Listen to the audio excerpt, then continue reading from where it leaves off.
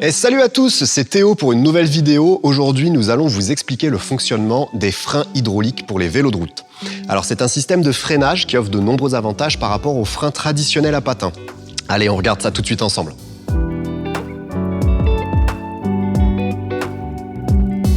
Tout d'abord, les composants principaux des freins hydrauliques sont les leviers de frein, qu'on trouve ici sur le guidon, et les étriers de frein. Le levier de frein est la partie que vous actionnez avec votre main lorsque vous voulez freiner. Il est relié à l'étrier de frein par une durite ici, qui est un tube flexible qui contient du liquide hydraulique.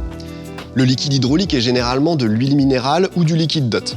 L'étrier de frein est la partie qui est fixée sur le cadre ici ou la fourche au niveau des roues.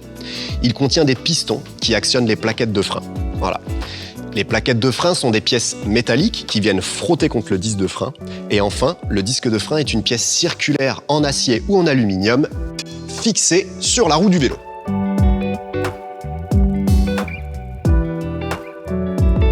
Lorsque vous appuyez sur le frein, vous exercez une pression sur le liquide hydraulique qui se transmet à l'étrier de frein.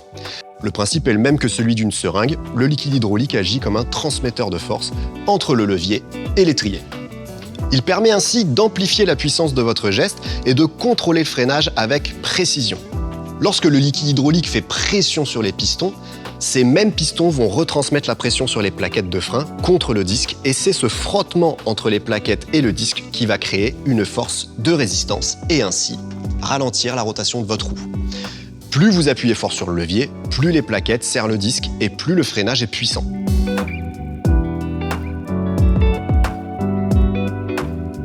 On va voir maintenant quelques conseils pour entretenir correctement vos freins hydrauliques. Tout d'abord, nettoyez régulièrement vos plaquettes et vos disques avec un nettoyant frein et évitez de toucher les surfaces de frottement avec vos doigts ou avec de l'huile, car cela peut réduire l'efficacité du freinage. Vérifiez l'usure de vos plaquettes et de vos disques. Si vous voyez que l'épaisseur des plaquettes est inférieure à 1 mm ou que l'épaisseur du disque est inférieure à 1,5 mm, c'est qu'il faut les changer. Et petit truc super important, si vous changez vos plaquettes de frein, respectez bien la matière des plaquettes d'origine. Dernier conseil, purgez le liquide hydraulique au moins une fois par an, ou dès que vous sentez que le levier de frein devient un peu mou ou spongieux au toucher. La purge consiste à remplacer le liquide usé par du liquide neuf, en éliminant certaines bulles d'air qui se seraient accumulées dans le circuit. La purge nécessite un kit spécifique et un mode d'emploi détaillé, donc pour cela, je vous invite à regarder notre tuto sur le sujet. Pour conclure, les freins hydrauliques sont un système de freinage performant et sécurisant pour les vélos de route qui vous permettent de profiter pleinement de vos sorties cyclistes. N'hésitez pas à vous rendre dans le Décathlon le plus proche de chez vous ou à l'atelier pour en discuter avec un technicien SICK si vous avez la moindre question ou incertitude. En tout cas, je vous remercie encore 1000 fois d'avoir regardé cette vidéo et je vous dis à bientôt sur la chaîne YouTube Décathlon.